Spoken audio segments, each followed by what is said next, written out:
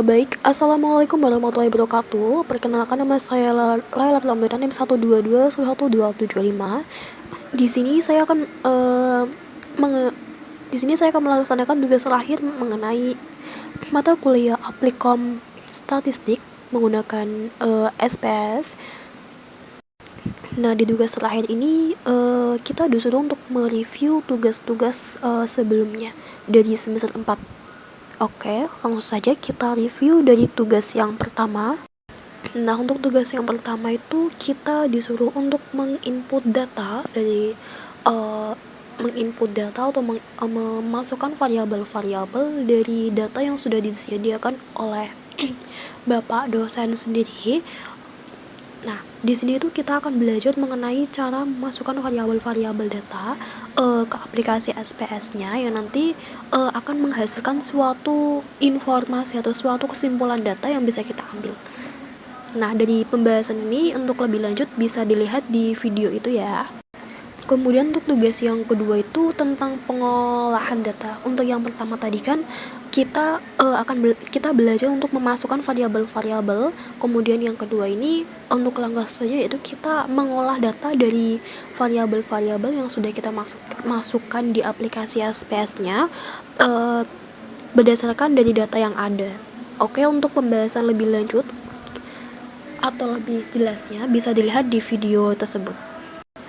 Nah, untuk tugas yang ketiga ini kita disuruh untuk mengolah data dan menyajikan data. Jadi yang pertama tadi adalah memasukkan variabel-variabelnya, kemudian mengolah data, dan yang ketiga ini tuh mengolah data dan menyajikan data, atau kita tuh bisa, atau data tuh sudah bisa diambil kesimpulan atau kita bisa mengetahui informasi dari data yang kita olah tersebut.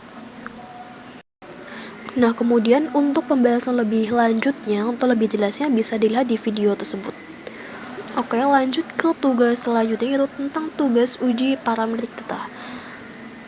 Kita sudah masuk ke uji parametrik data. Nah, untuk penggunaan data statistik menggunakan aplikasi SPS ini kita menggunakan uji parametrik. Nah, bagaimana sih cara menggunakannya? Bisa dilihat untuk lebih jelasnya bisa dilihat di video ini. Di sini ada 2 part video, nanti bisa dilihat semuanya agar lebih jelas. Oke, untuk selanjutnya, untuk tugas selanjutnya ada uji beda rata. Oke.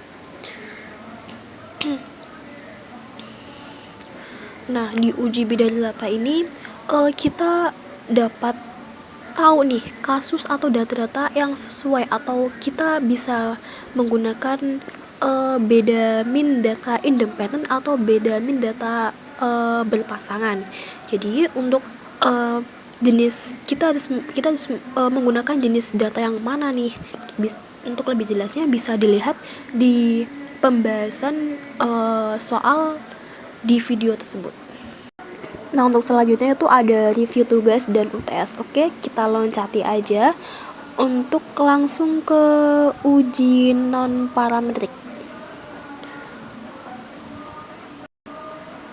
Oke, kita klik tugasnya.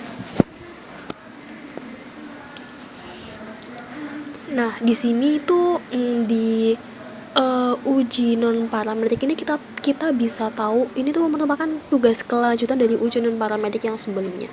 Jadi untuk pembahasan soal ini juga gak beda jauh dari uji non parametrik sebelumnya. Jadi lebih bervariasi aja. Jadi biar kita tuh kayak lebih paham mengenai penggunaan uji non parametrik dari statistik menggunakan aplikasi SPS tersebut. Di sini juga ada pembahasan video, nanti bisa dilihat biar lebih jelas lagi.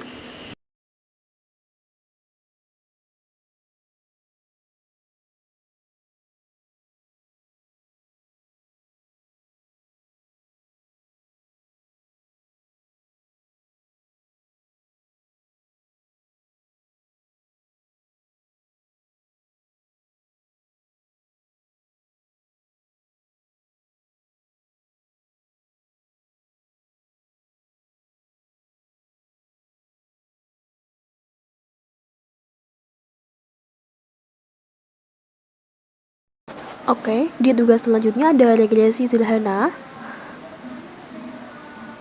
di regulasi sederhana ini mungkin bisa lanjut aja atau bisa lebih jelasnya lagi bisa dilihat di videonya nanti ya. Oke, di tugas selanjutnya ada regulasi berganda, kelanjutan dari regulasi sederhana yang tadi. Untuk soal pembahasan soalnya pun juga nanti berbeda-beda. Nah, di sini ada pembahasan videonya juga. Oke, langsung saja lanjut ke selanjutnya. Nah, untuk selanjutnya juga ada regulasi berganda untuk kelanjutan dari regulasi berganda sebelumnya.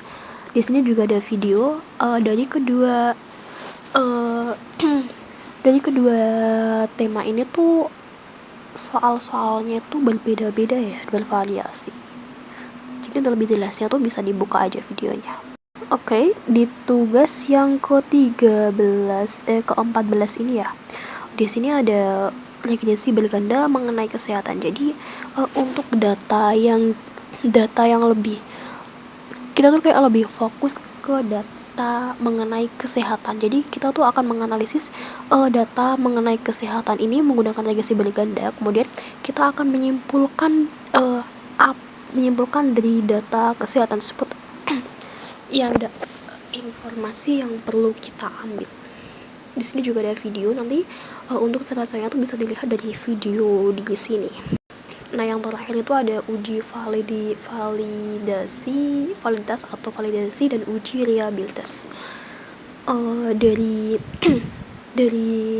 tugas yang terakhir itu sebelumnya data itu diambil dari 30 responden, di mana data tersebut itu mengenai calon presiden tahun depan.